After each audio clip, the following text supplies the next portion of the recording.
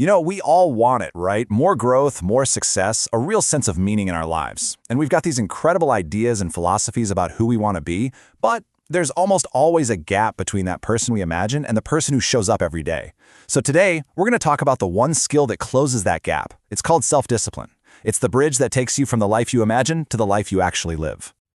Man, this one really hits home, doesn't it? It's just so true.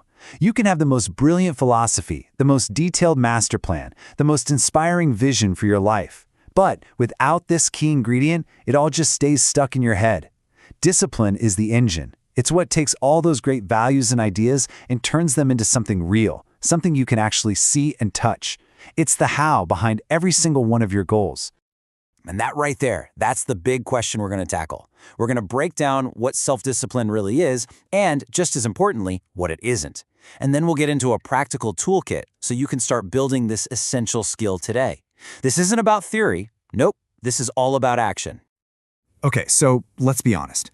When most of us hear the word discipline, our minds kind of jump to something negative, right? Like punishment or restriction or just living this boring, joyless life.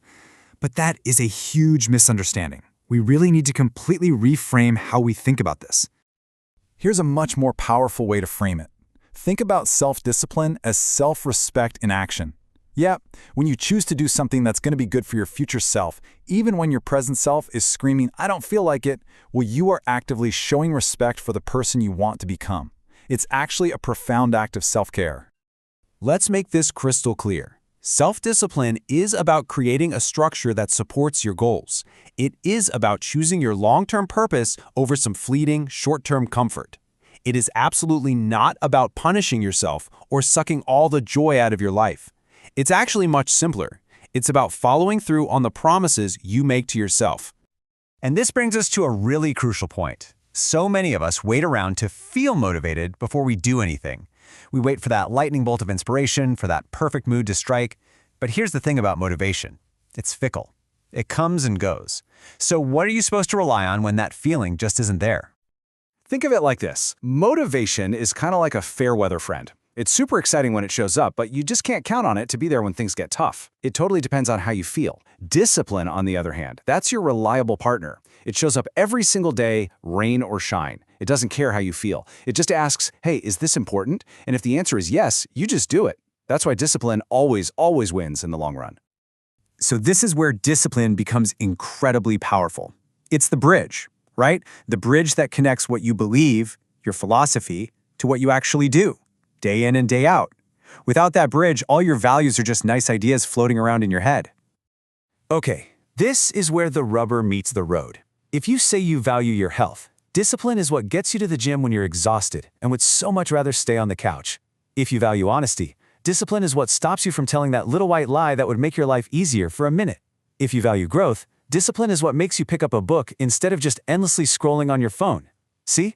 That is how you make your values your reality. All right, now for the fun part. How do we actually build this thing?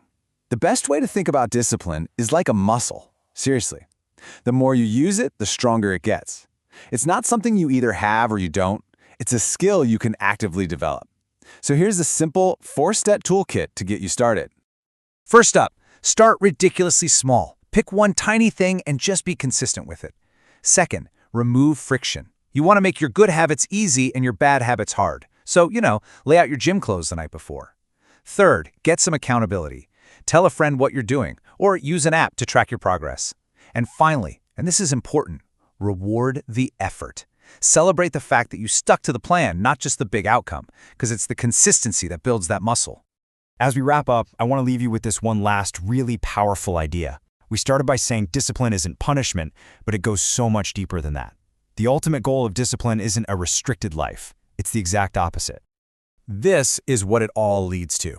The freedom to be the architect of your own life. When you're not a slave to every mood, every impulse, every fleeting desire that pops into your head, you are truly free. You get to live a life that's intentional, a life that's guided by what you truly value. That right there is the ultimate power of self-discipline. So the final question I have for you is this. Looking at your own life, right now, what is one small area where you can start to apply this muscle, this skill of self-respect in action, starting today? Just think about it.